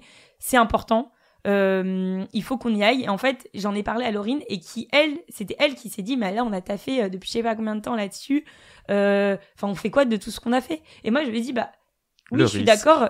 Mais je suis d'accord dans le sens où, oui, c'est vrai qu'on a travaillé sur un truc, mais en même temps, ça me paraissait tellement évident et surtout que le sur quoi on a travaillé, c'est pas vraiment une perte parce que c'est ce qui va nous permettre d'aller aussi plus vite pour après. Toi, c'était logique, mais pour elle, c'était risqué. C'était risqué. Mais du coup, moi, ça m'a permis aussi d'intellectualiser un peu tout ce qui se passait parce que moi, c'est vrai que j'allais foncer un peu tête baissée sur cette idée, ne sachant pas vraiment où aller. Donc, ça nous a permis, et c'est à ce moment-là on s'est dit, bon, moi, je lui ai dit, il faut qu'on y aille. Et c'est comme ça qu'après, on a vraiment étudié le marché. Et on s'est rendu compte avec tous les échanges, parce qu'on a fait, je sais pas combien d'heures d'entretien avec des grands groupes, des DRH, des parents sur ces sujets-là. Et c'est à ce moment-là où elle, une fois qu'on a fait ces entretiens, elle m'a dit, let's go. Mais du coup, ça nous a permis de mettre des process aussi clairs pour être sûr de valider l'idée. Et de vous mettre en marche encore. Et nous mettre en marche. C'est ça le secret à chaque fois, c'est que dès qu'il y a une conversation avec Laurine, un désaccord, une réflexion, c'est tout le temps action derrière. Il y a un énorme échange parce que forcément en plus on est sœurs et nous on se dit vraiment les choses, on n'a pas peur de blesser l'autre, on va vraiment on va dans le deep très vite et du coup donc non mais vraiment on peut parfois se crier dessus et on sait qu'on va jamais être vraiment vexé comme on est sœurs, parfois on va s'engueuler et le lendemain c'est oublié. Il y a un fond de bienveillance qui ne bougera jamais. Oui, on le sait et du coup on va à fond dans les discussions et après on se dit qu'est-ce qu'on fait? Moi je suis dans la discussion et je lui dis moi je trouve ça évident qu'il faut partir là-dessus mais en même temps on est deux, il faut que toi aussi tu sois aligné par rapport à cette problématique et il faut qu'on y aille ensemble et c'est comme ça qu'après on a mis ce plan d'action pour que ça soit et c'est évident ça a payé et ça a payé et heureusement que même moi peut-être j'aurais fait un peu moins d'entretien, j'aurais peut-être avancé pas de la même manière et je pense que du fait qu'on soit toutes les deux avec des méthodes, des façons de voir les choses qui sont différentes, ça nous a permis aussi de faire les bonnes choses et d'avancer dans la bonne manière entre guillemets. Il y a une autre chose que je vois dans tout ça et pareil je t'oppose toi et Laurine parce que je te vois toi très écosystème startup à aller parler à des étudiants start-upers et devoir rendre des comptes peut-être, je sais pas, c'est Maurice Lévy juste après ou quoi, non mais grands écarts. Et puis après Laurine qui est plutôt dans un écosystème de luxe que je connais pas trop bien. Et en fait, je voulais te parler du sourcing. Je voulais te parler évidemment du sourcing de clients, mais il commence bien avant, dis-moi si je me trompe, avec les questions que tu poses à ce que tu appelles du customer research. Comment tu fais?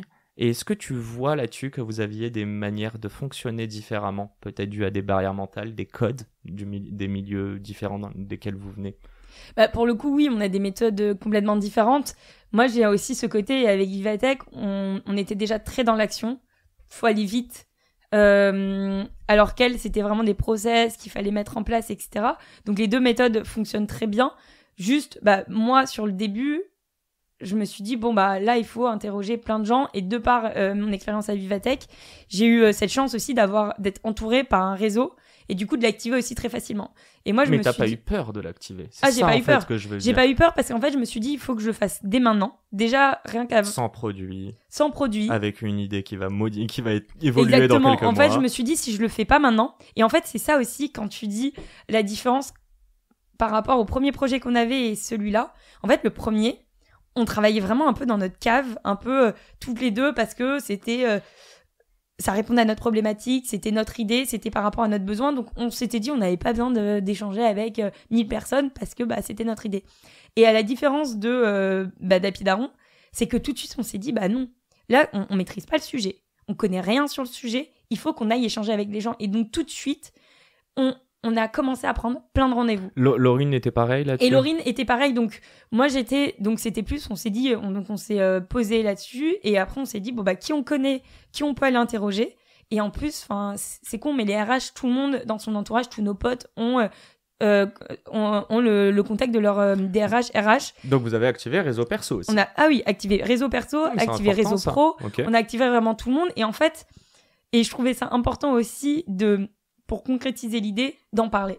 Parce qu'au début, moi, j'avais peur d'en parler, même, surtout qu'en fait, là, on n'avait même pas de solution. On avait juste un problème. On savait qu'il y avait un problème dans la parentalité en entreprise, mais on n'avait pas la solution. Donc, c'était parfois un peu stressant d'aller voir des gens et de leur dire, moi, je veux travailler là-dedans. Je sais pas comment répondre à cette problématique, mais je sais que je veux faire ça. Et du coup, parfois, les gens te challengeaient sur des idées où ils disaient, là, c'est complètement, ça va être mort. Il y a un énorme aussi travail d'évangélisation des mentalités en entreprise sur ces sujets-là, comment réussir à ce que l'entreprise paye pour la vie perso de leurs collaborateurs, collaboratrices. Et donc, il y a plein de personnes qui nous disaient et qui nous faisaient part un peu toutes les barrières à l'entrée et comment vous pouvez, vous, en tant que jeunes entrepreneurs qui ne sont pas mamans, aller vous adresser à ce sujet-là. Et on s'est dit, on s'en fiche, nous, il faut qu'on aille parler à un maximum de personnes, que ce soit donc des DRH, des parents, mais aussi même des gens de l'écosystème startup. Moi, j'allais beaucoup parler aussi avec des entrepreneurs qui ont réussi. Les deux côtés. Ils t'embauchent et en même temps, ils sont entrepreneurs. Exactement, et même pas forcément pour l'embauche. Oui, c'est plus même pour le fait comment ils ont entrepris, s'ils ont des conseils à me donner aussi sur plein de sujets. Parce que je sais que moi, toute seule, j'ai encore tout à apprendre. Il y a un conseil là comme ça, je te prends de voler, mais que t'as appliqué ou qu'on t'a donné, que t'étais en mode putain, truc de ouf, genre vraiment, c'est trop stylé. Un conseil que j'ai eu et que j'ai appliqué. Ou une personne que t'as rencontrée qui t'a peut-être donné confiance, je sais pas, un truc en tout cas de toutes les personnes que t'as côtoyées. Nous, une personne, et ça parce que nous on a fait très tôt des incubateurs. Donc nous on s'est installé l'année dernière quand on a commencé à travailler sur le Happy Daron, c'était au stade d'idée. On s'est mis dans un incubateur à Marseille, donc Belle de Mai. Et en parallèle, on était aussi à La Ruche. Donc c'est un autre incubateur. Et on a été accompagné par Hortense, qui a été notre première coach. Qui, elle baignait aussi dans l'écosystème startup. Elle a travaillé pour Back Market dans l'équipe fondatrice. Un coach de vous ou coach experte, une des 15 expertes Non, de c'est coach de nous. Donc coach elle, c'était vraiment, et c'était une super personne qui avait beaucoup d'expérience et surtout en tant que fit humain, elle a énormément cru en nous dès le début. Et nous, ça nous a reboosté. Et en fait, tout de suite, le moindre doute qu'on pouvait avoir, en fait, déjà, elle nous voyait très loin, aller très loin. Et du coup, c'est elle qui nous a reboosté dès le début, en termes de posture, de confiance, d'idées aussi, elle a affiné, et même de méthodo. Mais qu'est-ce que tu veux dire ? Attends, là, tu donnes trop de choses. Posture, confiance, méthodo. Qu'est-ce que vous faisiez de mal ou de moins bien jusqu'à que vous la rencontriez ? On partait peut-être parfois dans tous les sens, et parfois, en fait, on savait pas à quel point Et c'était, en fait, là, la question que tu me posais au début, qui était la légitimité, là, maintenant, je l'ai, mais c'est vrai qu'au début, je l'avais pas en termes de... Donc, elle vous a mis en confiance. Et elle nous a mis en confiance sur, les filles, vous avez une bête d'expérience en entreprise, vous êtes légitime de monter votre boîte, déjà, par rapport à votre expérience, par rapport à vous avez aussi le réseau, votre équipe, vous êtes hyper complémentaires, et en fait, c'est elle qui nous a aussi fait prendre conscience de tout ce qu'on avait déjà, et du coup ça nous a permis d'avoir confiance en nous et de savoir qu'on était aussi sur le bon marché, et c'est elle qui nous a permis de s'activer aussi très vite. Elle nous a aussi ouvert son réseau. Donc, on a pu échanger aussi avec beaucoup des personnes qu'elle connaissait avec qui on a pu interroger aussi sur d'autres thématiques, notamment dans le DDRH. Okay. Donc ouais, elle, j'ai pas d'exemple concret de ce qu'elle nous a dit, mais rien que parfois quand on avait des doutes, rien que de prendre un call avec elle, ça nous soulageait parce que en fait, en plus elle nous apportait pas les solutions clés en main, c'est elle nous guidait vers une solution que nous on avait, et du coup derrière elle nous pose des questions. Ouais, elle nous pose des bonnes questions, exactement. Mais en vrai il y avait un peu ce truc business, parce qu'elle avait la connaissance business évidemment, parce qu'elle a bossé dans des grands groupes dans des startups. Enfin, elle a bossé dans l'équipe fondatrice de Back Market, elle baigne aussi dans l'écosystème startup, donc elle maîtrise donc tous les sujets des débuts de startup, et en même temps elle avait ce côté peut-être posture de femme entrepreneur, et du coup qui nous a donné l'équilibre pour avoir confiance en nous. Donc les amis, entourez-vous de personnes je pense aussi qui croient en vous, et c'est un truc que tu ne sais pas mais que tu as dû voir dans ses yeux, dans comment elle a pris le call, qui était peut-être pas du tout basé sur faire du coaching à la base. Moi je vais revenir sur une chose, tu en as parlé juste avant, elle a dit vous alliez aller loin, et pour autant on va rentrer dans votre solution. Enfin, je veux dire, tu nous cales pas une IA avec un PhD. Donc, bref, ce que je veux dire, c'est que c'est pas une technologie de rupture. Pourquoi, selon toi, vous allez aller loin ? Parce que déjà, on sent qu'il y a déjà un engouement sur le sujet de la parentalité en entreprise. On est pratiquement les seuls à le faire.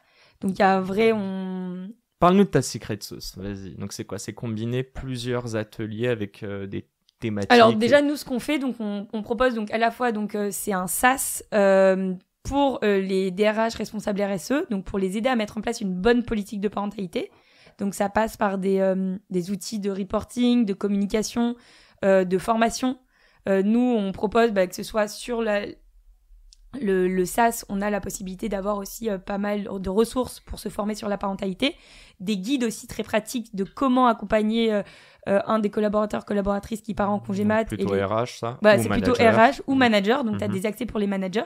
Parce qu'en fait, nous, on s'est rendu compte que c'est bien beau que les RH soient sensibilisés à ce sujet-là. Il faut que l'ensemble des collaboratrices le soient pour pouvoir avoir une entreprise qui soit inclusive et bienveillante. Si juste les RH ont la méthode, c'est les managers qui ont leurs collaboratrices qui part en congé mat, c'est à eux d'avoir une bonne posture et de les accompagner, et d'avoir un process aussi qui soit similaire pour l'ensemble des équipes.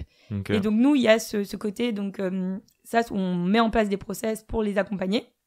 Donc tout est clé en main. On propose aussi des ateliers, des formations donc en interne, donc proposées par l'équipe, nos expertes, donc qui viennent aussi sensibiliser les managers, les collaborateurs, collaboratrices sur ces sujets-là. Et on propose aussi en parallèle, c'est une application mobile, donc destinée aux salariés parents. Elle est live ou pas encore ? Elle est live, oui. Ah, ok. Elle est live. Et donc, c'est du projet bébé aux 3 ans de l'enfant. Et là, on est en train d'élargir jusqu'aux 18 ans de l'enfant. Okay. Et en gros, du projet bébé, donc parcours PMA, parcours d'adoption, et jusqu'aux 3 ans de l'enfant, parce que c'est des problématiques que la plupart des femmes, notamment, peuvent avoir des grosses problématiques en entreprise, parce que forcément, allier un parcours PMA, c'est très compliqué en entreprise, parce que forcément, c'est des femmes qui ont privilégié leur carrière en général, donc qui veulent avoir des enfants un peu plus tard, et qui du coup, c'est très difficile, parce que c'est des parcours qui sont très médicalisés, et du coup, c'est très difficile de faire les deux quand tu as une carrière, c'est très difficile mentalement aussi, et du coup, nous, l'objectif, c'est de leur apporter déjà des ressources sur ces sujets-là, et des clés aussi pour allier vie pro, vie perso. Donc on a pas mal d'outils pour leur permettre de le faire. Et surtout, nous, ce qu'on propose, et c'est notre valeur ajoutée, c'est vraiment le côté atelier, le côté humain. C'est que l'entreprise fournit un nombre de crédits. Via l'application, tu as un nombre de crédits un peu comme ClassPass, Gymlib. Et en fait, via ces crédits-là, tu peux réserver des ateliers. Donc en physique ? En physique ou à distance. Okay, nous, il y a beaucoup à distance. C'est pas des vidéos enregistrées. Non, c'est pas. On a des vidéos enregistrées, donc t'as ton parcours en fonction de ta problématique et de là où t'en es. Donc si t'es un papa, parce que nous on accompagne aussi beaucoup les papas et les mamans. Non, t'es pas encore papa. Mais et en fait, en fonction du coup de ton parcours et là où tu en es, tu peux regarder. Donc t'as un panel d'ateliers, et donc ces ateliers tu réserves, et t'es avec d'autres salariés parents qui vivent la même chose que toi. Donc, tu es autonome quant à l'utilisation de ton application. Donc, tu es avec d'autres salariés parents qui sont pas forcément de la même boîte que toi. Et du coup, tu réserves. Et donc, ça peut être des ateliers sur... avec que des femmes en postpartum, donc des cercles de parole. Ça peut être des cercles de parole entre femmes en parcours PMA. Il y a pour les hommes papas. ou pas dans tout ça, ou pas du tout encore? Oui, nous, on a il y là, les on hommes a, aussi, donc. on est en train justement de travailler avec un papa et un spécialiste, un expert qui justement accompagne les papas dans leur parentalité. Et donc, lui, il va proposer aussi un parcours et un accompagnement dédié pour les futurs papas. Okay. Parce que l'objectif aussi, et nous c'est pourquoi c'est intéressant, c'est que parfois les papas ne savent pas comment être vraiment moteur de la parentalité, parce que parfois ils veulent être impliqués mais ils savent pas comment faire, et donc parfois font mal et ils font rien. Bon, là, ou ne savent pas comment faire et du coup font rien. Ouais, exactement. Et ça, c'est l'humain classique. Exactement. Moi, je veux rentrer juste dans un petit truc. J'ai bien compris une chose, dis-moi si je me trompe, mais ce que vous dites à vos clients, parce que vous êtes en B2B aujourd'hui versus B2C sur la première boîte, et je pense que c'est un smart move. Passons. Est-ce que tu as besoin d'évangéliser la problématique auprès d'eux et de les sensibiliser, ou ils sont déjà sensibilisés, tu nous en parlais au début, et est-ce que ce qui vend, bon évidemment il y a la solution et tout ce que vous allez apporter à vos employés, dire que la parentalité, bon je gargouille, désolé, mince, j'espère que ça s'entend pas dans le micro. Ça s'entend pas, non. J'ai même pas capté. Moi je l'ai entendu. Non, mince, je suis en train de perdre. Non, en gros ce que je veux dire c'est, est-ce que Happy Daron, l'argument, c'est de leur dire maintenant, vous allez mettre Happy Daron comme Swile, comme Alan. En gros, c'est un avantage salarié que personne ne prend jusqu'à présent. Donc, c'est-à-dire, je reviens au truc, il n'y a pas forcément de la tech, c'est surtout de l'humain et de l'éducation même. Mais qu'est-ce que tu dis à tes clients? En fait, pour nous, et au début, on le voit beaucoup comme un coût, alors que nous, on le vend comme un investissement, parce que forcément, il y a un retour sur investissement du fait de... Mais tu peux pas le chiffrer, le retour sur investissement encore. Nous, il y a plein d'études qui prouvent que justement, mettre en place une politique de parentalité rapporte 8% de ROI. Donc ça a été prouvé parce que, du coup, de 1, il y a, tu réduis le turnover de moins 30%. Ouais, rétention des employés. Parce que, du coup, forcément, la rétention des employés, chaque collaboratrice qui part, c'est entre 15 et 25 000 euros. Donc, tu réduis ça. Tu permets aussi d'attirer des nouveaux talents, parce que forcément, la plupart donc plus c'est un argument de recrutement. Forcément, si t'es une entreprise qui accompagne et qui met en place une politique de parentalité, du coup, ça donne envie à leurs collaboratrices de venir et de travailler et de rester. Donc ça, et ça permet aussi d'augmenter de 28% les femmes dans des postes de direction. Donc il y a aussi un argument donc c'est bénéf pour l'entreprise et bénéf du coup pour les employés. Voilà, c'est bénéf pour les deux. Dans tous les cas, c'est bénéf, et c'est juste que parfois, c'est plus en termes de budget. La plupart des RH, eux, sont sensibilisés à ce sujet-là et ils savent que c'est important. C'est juste comment aller chercher... Voilà, c'est la direction. Mais c'est comment convaincre la direction. Donc nous, on a un peu ce sujet aussi d'évangélisation, de montrer que c'est pas qu'un coup, c'est un investissement. Et il faut le faire. La direction, c'est des mecs. Et c'est des mecs. Et parfois, ils oublient vite. Après, si on parle justement... au DRH, parce qu'en fait, la plupart des membres du CODIR aussi, ils savent, parce que c'est des personnes qui ont des enfants, qui ont justement dû gérer ces problématiques de vie pro, vie perso, parce que attends, excuse-moi, mais le vieux mâle de 50 ans qui est au CODIR, qui brasse, c'est sûr et certain, dis-moi si je me trompe, mais s'il a 50 ans, ça veut dire pas qu'il est né il y a 50 ans, c'est carrière first, c'est maman à la maison. Évidemment. Donc ce mec-là, t'es en train de me dire qu'il est déjà convaincu en 2025? Ah non, mais pas du tout. Non, nous, au contraire, on a un énorme travail là-dessus, et nous, c'est notre gros challenge, c'est comment convaincre ces profils de personnes qui sont réticents à ce sujet-là. Que le monde évolue, quoi. Et que le monde évolue, et que maintenant... et c'est surtout que les salariés parents, les salariés de manière globale, ne veulent plus sacrifier leur vie perso pour leur entreprise. Même là, il y a les chiffres qui le prouvent, 82% des parents sont prêts à changer d'entreprise s'ils n'arrivent pas à retrouver leur équilibre vie pro-vie perso. Donc maintenant, les gens, les employés, les salariés savent que si l'entreprise ne change pas, ils vont aller ailleurs. C'est plus comme à l'époque où tu restes 40 ans dans ton entreprise et t'évolues comme ça, et c'est à toi de changer et c'est pas à l'entreprise de changer. Maintenant, on a conscience des talents, maintenant on a conscience que l'entreprise doit se mettre à la page, a son rôle à jouer justement d'accompagnement dans la parentalité, et nous, notre objectif, c'est de leur dire nous, on vous donne une solution clé en main, Vous n'avez pas besoin de recruter plus de personnes. Nous, on vous donne la solution pour vous permettre de vous faciliter la vie dans une bonne politique de parentalité. Et justement, après, d'avoir un retour sur investissement dans la foulée. Bon, on l'a peut-être pas dit, je crois, mais ta boîte a moins d'1 an. Ouais. Vous avez déjà vos premiers clients. Oui. Donc voilà, je vous laisserai, car ce n'est pas un podcast promo, comme tous mes podcasts, mais allez faire un tour sur Happy Daron. On va terminer, on est en train de croquer un peu le temps, mais on prend encore 3-4 minutes, ça va ? Oui, bien sûr. Ok, je veux juste parler d'une seule chose. Parce que j'ai pas parlé de mon CTO aussi. Putain, tu me ôtes les mots de la bouche. Et je veux parler de ton CTO. Je veux juste te demander une chose. On va pas passer tant de temps que ça, mais déjà, grande dédicace. Et bah, sans lui, il n'y a pas de produit. Exactement. Je comprends une chose. Comment vous l'avez recruté ? Et est-ce que là, tu peux nous donner un petit peu des tips ? On parle pas forcément du premier associé, parce que toi, c'était ta sœur, et tu disais que c'était important de se lancer à 2. Maintenant, faut faire vivre le produit. Donc voilà, dis-nous un petit peu comment ça s'est passé. Ouais.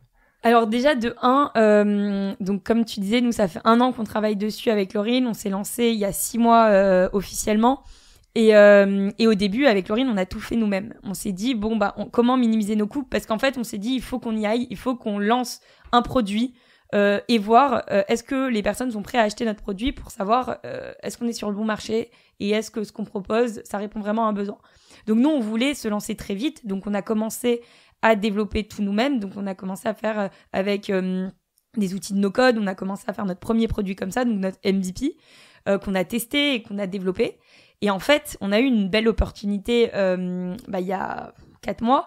C'est d'avoir une place, un stand à Vivatech. Et à ce moment-là, on s'est dit, donc, moi, je faisais, avec Laurine, on était dans beaucoup d'incubateurs.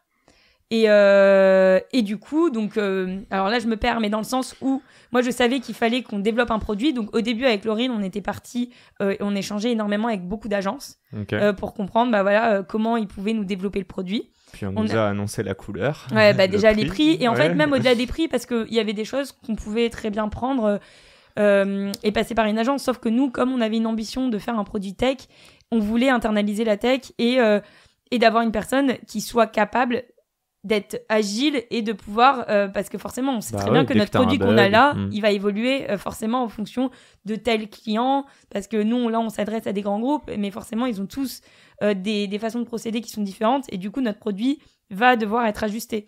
Et donc nous on était consciente qu'il fallait qu'on ait un dev. On échangeait avec pas mal de devs, mais il y avait rien qui était abouti. Et en fait, du coup, pour te raconter un peu l'histoire par rapport à Théo, qui est notre CTO et avec qui on s'est associé, c'est que du coup, on avait participé à Live for Good, donc c'est un incubateur pour des entrepreneurs de moins de 30 ans qui ont des projets à impact.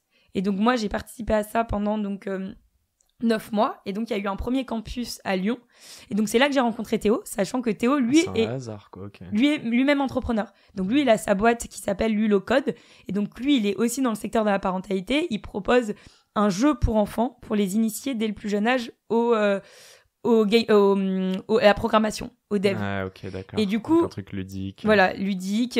Et du coup, lui, il avait cette première boîte. Donc nous, on a échangé. Il y a eu un très bon fit humain. Il m'a beaucoup aidé aussi dans la strat par rapport à Happy Daron. Lui, il était aussi faut vendre. Enfin, vraiment, on avait eu pas mal de discussions là-dessus. Ouais, ok. C'est pas juste un dev. Non, du tout. Et justement, c'est ce qui fait notre force, c'est que c'est un petit génie. Enfin, moi, je le considère un peu comme un petit génie, mais qui a aussi cette vision business, et c'est hyper intéressant pour nous parce que c'est pas le dev qui a peur de casser son produit. C'est vraiment lui il y va si par exemple on a besoin de cette fonctionnalité parce que c'est un vrai besoin pour l'entreprise, évidemment qu'il va y aller. Il a pas peur de foncer. Il a le et c'est un énorme bosseur. Voilà. Donc j'avais rencontré cette personne qui avait déjà sa boîte, donc lui je m'étais même pas dit à ce moment-là qu'il allait bosser avec nous. Mais en fait on a eu justement, on savait qu'il y avait Vivatech qui allait arriver. On voulait montrer un produit beaucoup plus abouti. Notre MVP était très bien. En soi, il était présentable, on l'avait déjà testé, on savait qu'il avait de la valeur. Mais en se disant qu'on allait à Vivatech, ça a été un petit challenge aussi perso. Et même, on voulait présenter quelque chose qui soit vraiment beaucoup plus abouti en termes de tech. Donc, ça m'a un peu mis une pression là-dessus. Et du coup, j'ai rappelé Théo et je lui ai dit, écoute, j'ai cette problématique, t'en penses quoi ? Nous, on veut développer un produit beaucoup plus tech. On a parlé pendant des heures et je lui ai dit, est-ce que tu peux m'aider là-dessus ? Et il me fait, ok, vas-y, ça me parle. On lui a vendu, pitché un peu Happy Daron et tout. Il m'a dit, ok, let's go. Je veux bien vous aider. Je vous développe le produit. Donc là, on n'avait pas le SaaS. Au début, on avait quelque chose qui était un peu développé sur la partie accompagnement des DRH et l'application. Et il nous a tout développé, quelque chose de beaucoup plus abouti. Et du coup, il a tout développé. On a travaillé ensemble là-dessus. Donc là, c'était vraiment un test, que ce soit pour savoir si on arrivait bien à travailler ensemble, Et pour concluant. savoir si ça allait être concluant, si lui, Mhm. en termes de dev, il était à la hauteur aussi, si lui aussi, il voulait tester, parce que pour savoir si on s'associe ensemble, il voulait savoir si on était sur un bon marché, s'il y avait un engouement sur le sujet. Ouais. Ok, c'est bien beau votre sujet, les filles, mais il voulait aussi voir est-ce que ça va se vendre, est-ce que y a une opportunité business. Et donc, on allait tous les trois à Vivatech, on avait notre stand, et on s'est rendu compte qu'à ce moment-là, il y avait un énorme engouement sur le sujet, que ce soit de la part des parents, des entreprises. C'est là où on a eu énormément d'opportunités business, où plein de grands groupes nous ont approchés. C'était eux qui venaient nous voir. Rappelle-moi, Vivatech, t'as eu la confirmation combien de temps avant? J'ai eu 2 semaines avant. Ouais. Voilà. Et en fait, excuse-moi, je t'ai interrompu, mais plein de choses. Mais en plus, faut qu'on avance. Mais attends, Oui. Tess. Tu n'aurais jamais recruté ton CTO si t'étais pas passé par une agence et t'aurais pas capté la valeur qu'il a, forcément. T'aurais jamais signé autant de clients, parce que moi je t'ai vu à Vivatech, avec un tout petit stand, tu viens de commencer, et pourtant à choper autant de reach si t'avais pas ce contact facile. Et je vais aller plus loin. Je sais pas si tu te serais associé avec un CTO, t'aurais pu avoir un dev full-time, si t'avais pas cette conscience de l'association et de l'entourage. Ouais. Donc voilà. Bref, ça, c'était Mais juste c'est pour... vrai, mais c'est exactement, enfin, ce que tu dis, c'est très vrai, parce que, en fait, moi, je savais très bien qu'ensemble, et aussi nos profils qui étaient hyper complémentaires, déjà aussi, moi, je trouvais ça important de s'associer, même si on aurait très bien pu travailler correctement avec une agence. Moi, je trouvais ça cool aussi de s'associer, d'avoir une personne aussi qui vienne d'un autre milieu, qui apporte aussi une nouvelle dynamique dans notre équipe avec Laurine, parce que mine de rien, on est 2 sœurs, on a aussi plus ou moins, Ouais, même bien si on a sûr. des profils qui sont complémentaires, on vient du même endroit, donc je voulais quand même qu'on soit aussi, qu'on ait une équipe un peu plus diversifiée et que ça apporte une nouvelle dynamique pour Happy Daron. Et du coup, évidemment, pour moi, c'était évident quand il y a eu Théo et qu'on a travaillé ensemble et on a vu ensemble qu'on pouvait aller très loin, parce que on a la même ambition, on a la même énergie. Lui, ça fit énormément, que ce soit humain et pro. C'est quelqu'un qui bosse très bien, qui est rigoureux et qui a aussi la valeur, qui a la vision business, et qui c'était hyper important aussi pour nous. Donc je trouvais, pour moi, une fois qu'on a passé Vivatech, c'était évident pour tout le monde. Nous, on s'est dit il faut qu'on parte là-dessus. Il faut juste que qu'on trouve un arrangement et un terrain d'entente tous les trois. Mais c'était évident, et je vois la différence du fait que maintenant on travaille avec lui et qu'on travaille ensemble à 3. Ça a une autre dynamique pour Happy Daron. On va beaucoup plus vite. Là, on a développé beaucoup plus de choses sur notre produit. Ça décuple l'ambition, la productivité, et je pense que ça reste une troisième épaule sur qui se reposer versus une agence ou un dev. Exactement. On va terminer cette interview avec quelques petites questions. Dis-moi. Fidèles à nous.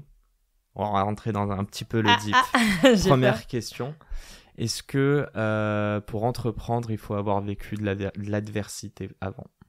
Est-ce que quand tu as vécu de l'adversité avant, entreprendre est plus simple que le commun des mortels ? Je suis pas d'accord, moi. Pour moi, l'entrepreneuriat, c'est pas forcément parce que tu as vécu des choses dures que tu dois être un bon entrepreneur. Pour moi, c'est plutôt cette envie de foncer, de créer, de cette motivation qui te permet d'entreprendre. Et une fois que tu as trouvé la place où tu te sens bien, où tu as envie d'être, forcément, tu peux entreprendre. Ok. Est-ce que pour entreprendre, il faut absolument avoir confiance en soi ? Non, parce que pour moi, la confiance en soi, ça s'apprend, ça se crée. Tu peux avoir confiance en toi un matin et le lendemain, tu l'as plus. Pour moi, ça fluctue et c'est en fonction de tes moods. Donc, par contre, c'est important de se mettre dans des conditions où tu te sens confiance pour justement faire en sorte que tu aies juste ta confiance en toi. Mais non, pour moi, tu peux très bien... il y a plein de gens qui sont pas en confiance et qui justement fake it until you make it, et à qui ça fonctionne très bien. Ok. Donc pas forcément. Mais c'est vrai que c'est plus facile, je pense, pour faire des choses. Mais ça s'apprend. Tu viens de commencer, je te pose la question aujourd'hui. C'est bien intéressant. Est-ce que le premier euro de chiffre d'affaires est plus important que la première satisfaction de vos clients ? Bah oui, c'est important de se projeter financièrement parce que ça te permet... Enfin, non, c'est hyper important d'avoir tes premiers clients pour pouvoir tester la solution et de pouvoir avoir des retours très vite. Mais c'est important de pas le faire de manière gratuite parce que pour pouvoir savoir si tu es sur le bon marché, il faut que les personnes qui testent tes solutions voient de la valeur et du coup mettent aussi de l'argent parce que c'est important de savoir si les gens sont prêts à payer pour ce que tu proposes et la solution. Parce que sinon, ça n'a aucun sens de faire... Enfin, sinon, tu fais de l'associatif et c'est pas le but du business. Mais je trouve ça important, la satisfaction d'avoir des premiers euros, des premiers clients qui financent parce que du coup, ça te soulage aussi de savoir que là, tu vas créer quelque chose où tu vas gagner quand même beaucoup d'argent. Et l'argent est un signe aussi de satisfaction de Évidemment. tes clients. Tu préfères lever des fonds et avoir d'ici 5 ans une boîte valorisée à 20 ou 50 ou même 100 millions d'euros, mais ne pas bien te rémunérer encore, ou tu préfères être bootstrap, garder toute ton equity et dans 5 ans avoir déjà un beau salaire à au moins 100K, avoir des parts de la société, mais ça ne veut pas dire que ça atteindra 100 millions. Pour moi, l'un n'empêche pas l'autre au début. Enfin, tu vois, même si je lève des fonds, moi, l'objectif... Si, l'un l'empêche l'autre. C'est soit t'es bootstrap, soit tu lèves des fonds. Non, moi, dans tous les cas, moi, j'ai plus... En tout cas, dans le marché dans lequel je suis, je pense que c'est important de lever des fonds et je pense que nous, on y songe là dès maintenant parce qu'on sent que nous, on veut être les référents de la parentalité en entreprise, en France, mais pas que, à l'international, parce qu'on se rend compte que la plupart des groupes avec qui on échange, ils veulent qu'on soit très vite dans d'autres marchés et du coup... on y songe. Et du coup, si on va aller aussi très vite et réussir à répondre à ce besoin, il faut qu'on puisse lever des fonds. Donc nous, on va y aller aussi. Et que comme là, pour l'instant, on échange avec des grands groupes et les cycles de vente sont très longs.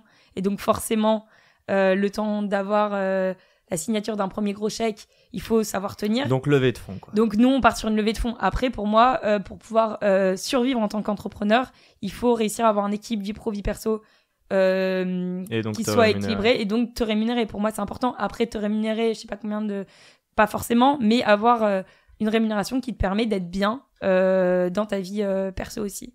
Parce que voilà, c'est un marathon et pas un sprint, si tu veux. Et moi, je le sais, je me le dis aussi dans ma vie de manière globale. Il faut que j'arrive à tenir. Est-ce que, on parle d'équilibre vie pro, vie perso, est-ce que tu stressais plus en étudiant ou en entreprenant? Je pense que je me sens à ma place, donc je stresse moins dans tout ce que je fais. C'est marrant parce que avant, et même à Vivatech, tu vois, typiquement, je pense que, en tant que salarié, j'étais plus stressée dans mes prises de parole, dans les événements que j'allais pouvoir faire, parce que j'avais l'impression que les gens m'attendaient. J'avais des patrons et ils attendaient forcément des résultats de ma part, une posture à avoir. Il fallait que j'incarne la boîte et du coup la représenter comme il se doit. Alors que là, comme c'est moi qui met les formes et qui choisit la personne que j'ai envie d'être, et du coup forcément je suis beaucoup moins stressée parce que je reste moi-même. Okay. Et du coup tout ce que je fais, c'est un vrai plaisir. Là typiquement c'est censé être du boulot. J'adore échanger avec toi et la plupart des choses du boulot après. Il y a du montage. évidemment pas pour moi. Non, mais voilà, et du coup tout ce que je fais, j'ai pas l'impression forcément que ce soit du travail, même si évidemment je travaille énormément, mais comme ça me plaît, je le fais avec grand plaisir et du coup j'adore. Avant-dernière question, est-ce que tu te sens plus utile aujourd'hui que nulle part ailleurs? Merde, c'est très mal dit. Mince! C'était très bien. Non, mais est-ce que tu te sens plus utile aujourd'hui que dans n'importe quel autre job que tu as eu? Ah, mais clairement. En fait, je me sens hyper utile. Oui et non. Ça dépend. Parce que utile, évidemment, dans tout ce qu'on apporte, et parce que la solution qu'on propose, ça a du sens et ça permet d'avoir un impact sur le monde, on l'espère. Mm-hmm. Et du coup, on sent qu'on va on espère faire bouger les lignes et faire du bien à la société et aux entreprises et aux salariés par an. Donc oui, je pense que je suis très utile là-dessus. Mais parfois, à l'époque, j'étais aussi très utile dans ce que je faisais parce qu'on apportait aussi du bien dans les missions que que j'avais. C'est quoi ces réponses de politique là? Oui, désolé, j'avoue. Genre, meuf, tu me dis depuis tout à l'heure que tu quittes ton entreprise pour créer la tienne, que tu œuvres pour la parentalité en entreprise et t'es en train de me raconter qu'organiser un event à Vivatech était aussi utile pour toi. Non, mais c'est pas que non, mais là, je suis obligé de mettre un non, stop là, à la là, réponse politique, là. Et c'est la première invitée que j'engueule, je crois. Ah ouais, je me fais engueuler. Non, mais Tess, moi, aïe, je vous le dis clairement, elle se sent 10 fois plus utile aujourd'hui qu'avant. Non, mais évidemment, je me sens beaucoup plus utile. C'est lié et même, à ton bonheur et à ta... Non, mais utile et je me sens beaucoup plus épanouie, ça c'est clair et net. Enfin, moi, vraiment, Okay. et même dans la vie que je suis en train de créer aussi, même à titre perso. Enfin, tu vois, tu le sais, moi, j'ai quitté Paris il y a 1 an, je me suis installée à Marseille pour entreprendre, même si je suis beaucoup à Paris justement pour le travail, parce que, bah, évidemment, toutes les entreprises sont à Paris, donc je viens souvent. Mais du fait de pouvoir choisir déjà là où tu veux habiter, de choisir aussi ton mode de vie, de pouvoir retrouver un équilibre, même si je taffe énormément, mais en même temps, le boulot que je fais, j'adore, et du coup, je le vois même plus comme un travail, donc ça m'épanouit énormément. J'arrive aussi à trouver... Une meuf dans la nuance, quoi.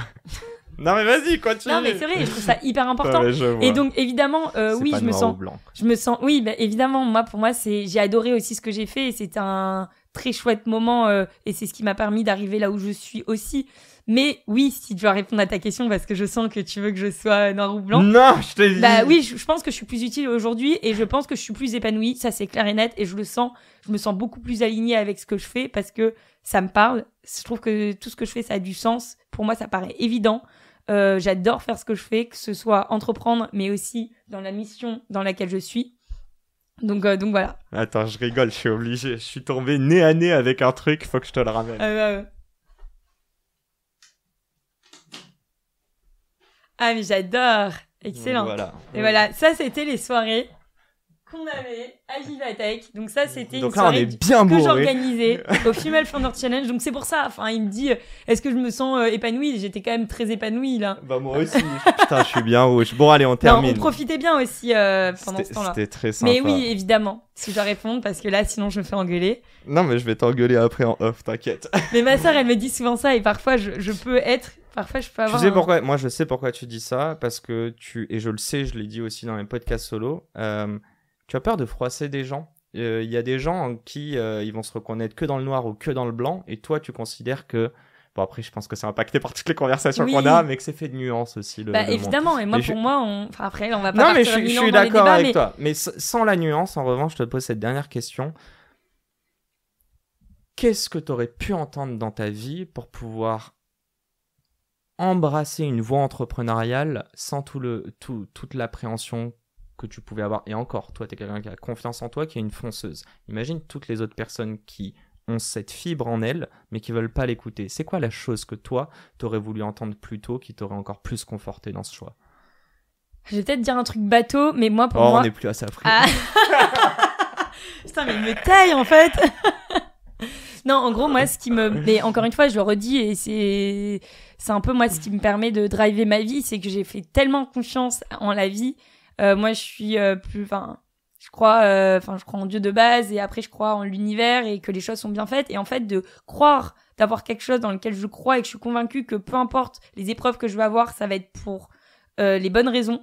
Bah, du coup, j'ai pas peur d'avancer. Et en fait, je sais que à chaque fois, je vais être guidée par les bonnes choses et que les opportunités vont arriver à moi. Et que même si, bah, parfois, je vais faire des erreurs et que ça sera pas les choses que j'avais envie de faire, bah, je sais que c'était bénéfique pour moi, d'une certaine manière. Donc, j'avance petit à petit parce que je sais que tout ce que je vais avoir comme opportunité, elles sont faites pour moi.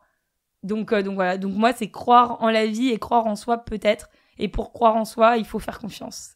Et pour ça, il faut tenir un bouquin, faire du sport, papoter. Non, mais faut le dire aussi, c'est pas une phrase bateau, il y a des vraies choses. Non, mais moi, par contre, et ça, c'est vrai, c'est que moi, j'ai a. un plan d'action. Enfin, mine de rien, là, on dit, voilà, je parle de faire confiance en la vie, etc. Mais moi, déjà, tous les matins, j'ai mes affirmations positives. Bon, je le fais pas tout le temps, mais je lis mes affirmations, je crois en moi, je me sens en confiance tous les jours. Enfin, voilà, je lis un peu tout ça. Et tu te conditionnes. Oui, je me conditionne et ça c'est hyper important. Enfin, pour moi, je suis convaincue que le cerveau est tellement puissant qu'on peut tout faire. Et que plus on va croire qu'on est capable de faire telle chose, plus on va réussir à faire ça. Et moi, typiquement, c'est un peu des croyances limitantes qu'on peut nous-mêmes se mettre. Typiquement, à un moment, moi, je pensais que j'étais nulle et pas bonne en prise de parole à l'oral. Et je stressais énormément. Et typiquement, à Vivatech, je stressais, j'étais paniquée à l'idée de prendre la parole sur scène. Et en fait, je m'étais auto-convaincue que j'étais mauvaise là-dedans. Et du coup, je stressais et j'étais mauvaise finalement. On en a déjà parlé. Ouais, et en fait, là, j'ai appris à me dire, je suis bonne là-dedans. J'apprends à visualiser le fait d'être bonne. Et forcément, je me prépare. Et maintenant, je me sens hyper en confiance et je sens que je suis bonne aussi là-dedans. Et elle ne m'a pas demandé un training ou je ne sais quoi. Non. D'accord, tu m'as jamais rien demandé. Non, mais c'est vrai que ça, je pourrais, tu vois, parce que... Oui. Et ça s'apprend. Et en fait, je suis convaincue qu'on peut tout faire. Typiquement, même la vente, je sais que j'ai un profil plus ou moins commercial. Mais c'est toujours stressant parce que de base, j'étais pas sales. Et en fait, j'apprends à le devenir. Et là, je me renseigne, je lis énormément sur le sujet et je sais que je vais devenir bonne là-dedans. Mais c'est plus facile de vendre un produit dans lequel tu crois et que tu as construit plutôt que de te vendre toi. Évidemment, mais ça s'apprend aussi. C'est des choses, t'as peur de te vendre toi. Et même moi, là, pour l'instant, j'ai encore cette notion où Happy Daron, c'est aussi moi. Donc, tu t'es toujours pas encore complètement à l'aise. Mais en même temps, ça se travaille. Et à force de le travailler et de te faire confiance là-dessus, tu vas y aller. Donc au début, tu te dis, tu commences avec des petits clients, des petites personnes. Et en fait, petit à petit, à force de le faire, ça devient naturel. Et ça fait partie de toi et ça devient des compétences qui t'appartiennent et que tu maîtrises. Donc, on est plein de ressources qu'on ne soupçonne pas. Moi, j'aime bien poser cette question où je considère, c'est une bonne question, mais je considère qu'il y a plein d'entrepreneurs qui sommeillent en France et qui ne le savent pas. Et merci. J'espère que grâce à toi, on aura ravivé la flamme chez certaines personnes. Je termine juste avec une chose. Dans ce conseil que je t'ai demandé, en fait, tu as expliqué, t'as touché un mot que j'adore, c'est la peur. Je suis sûr et certain que tout entrepreneur a peur à un moment. Et toi, par contre, il y a une chose que j'admire, et j'en parle aussi souvent, mais il y a ce côté positif surtout et croyance dans des bonnes choses qui vont m'arriver. Donc la croyance pour combattre la peur et se mettre en marche. Je termine là-dessus. Un grand merci, Tess. Merci à toi. Un grand merde à toutes les personnes qui entreprennent. J'espère qu'il vous a plu. Moi, je me suis bien tapé des barres dans ce podcast. Franchement, là, vous avez vu Yacine taquin. Un peu. Oui, là, habituellement, je le suis. Je me suis fait engueuler. Non, mais attends, moi, j'ai des entrepreneurs, ils ont 60 balais. Je dis, ouais, tu dis ça parce que t'es yeuf. Donc, si tu veux, j'essaye de... Mais là, clairement, on va débriefer autour d'un café et je vais t'en remettre 2-3. Là, j'ai peur. Un grand merci. Bon, merci en tout cas. Merci à toi. Pour un nouvel épisode. Ciao.